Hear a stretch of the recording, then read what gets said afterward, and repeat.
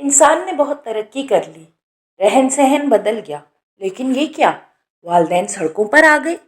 والدین کا وجود بھاری لگنے لگا، ان کا وجود کھٹکنے لگا، ان کی باتیں بری لگنے لگیں۔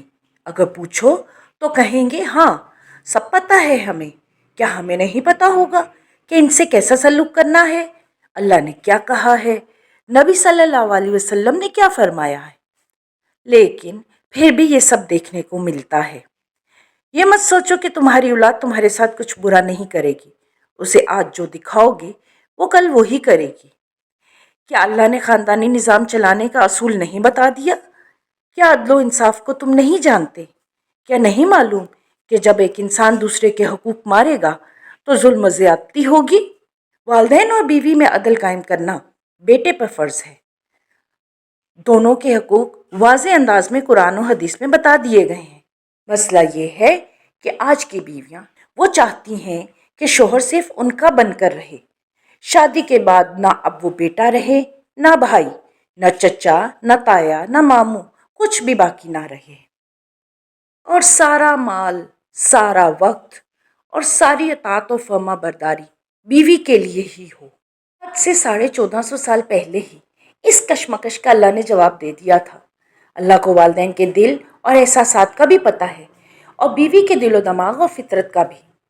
تبھی تو والدین کو محبت بھری نظروں سے دیکھنے پر حج اور عمرے کا ثواب لکھ دیا۔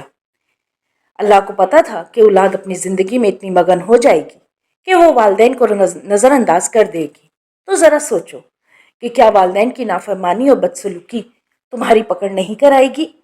بیٹے یہ کیوں بھول جاتے ہیں کہ ان کو یہاں تک پہنچانے والی ہستیاں ان کے والدین ہی ہیں، بیوی اور اس کا میکا نہیں۔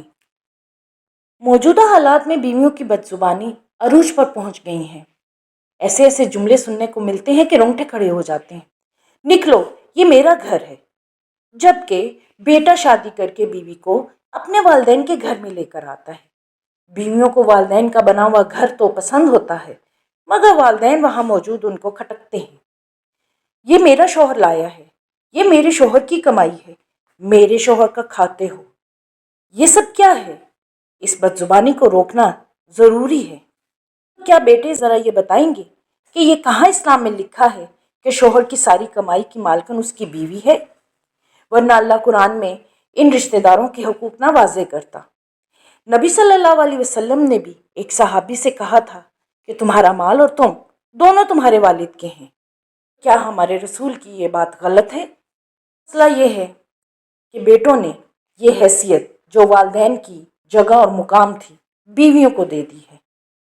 بیویوں کا مالی حق صرف اسلام میں اتنا ہے کہ ان کا مہر ادا کیا جائے، 2 وقت کا کھانا جیسا شوہر کھائے، جس میں فروٹ اور جوس وغیرہ شامل نہیں ہیں، سردی گرمی کا لباس اور ایک کمرہ جہاں وہ اپنی زندگی گزار سکے متعین ہے۔ لیکن اب بیویاں شوہروں سے اپنی وہ فرمائشیں پوری کرتی ہیں۔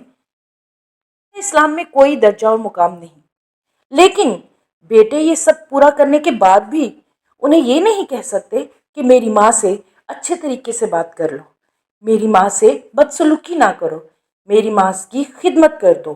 بیٹا اور بہو ساری زندگی والدین کے بنے گھر کا فائدہ اٹھائیں، مگر ان پر ان کی خدمت فرض نہیں ہے۔ اصل بات یہ ہے کہ اب ان مسائل کا حل نکالنا پڑے گا کہ اپنا گھر بنا کر بیویوں کو وہاں رکھیں یا کرائے پر لے کر جائیں، والدین کے گھر پر قبضہ کر کے ان کو گھروں سے بے گھر نہ کیا جائے۔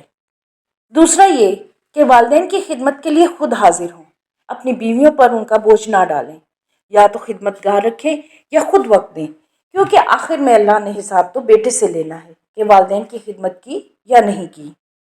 تیسری بات یہ ہے کہ اگر والدین کے ساتھ رہنا ہو تو اصول طے کر لیں اور بیوی کو اچھی طرح سمجھا دیں کہ ان کے ساتھ رہنے میں ہی ہمارا فائدہ ہے، اس لیے میری مددگار بن کر ان کی خدمت کرو تاکہ میں بے فکری سے تمہارے لیے کما سکوں۔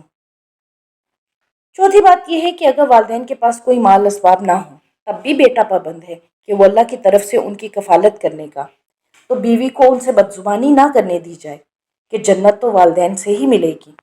والدین، بیٹا اور بیوی تینوں ایک دوسرے کے لیے اپنے دلوں میں ہمدردی، احسان اور درگزر کے جذبات قائم رکھیں۔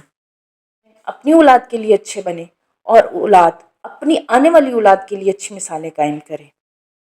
کہ آج جو دو گے وہ کل لوگ ہیں۔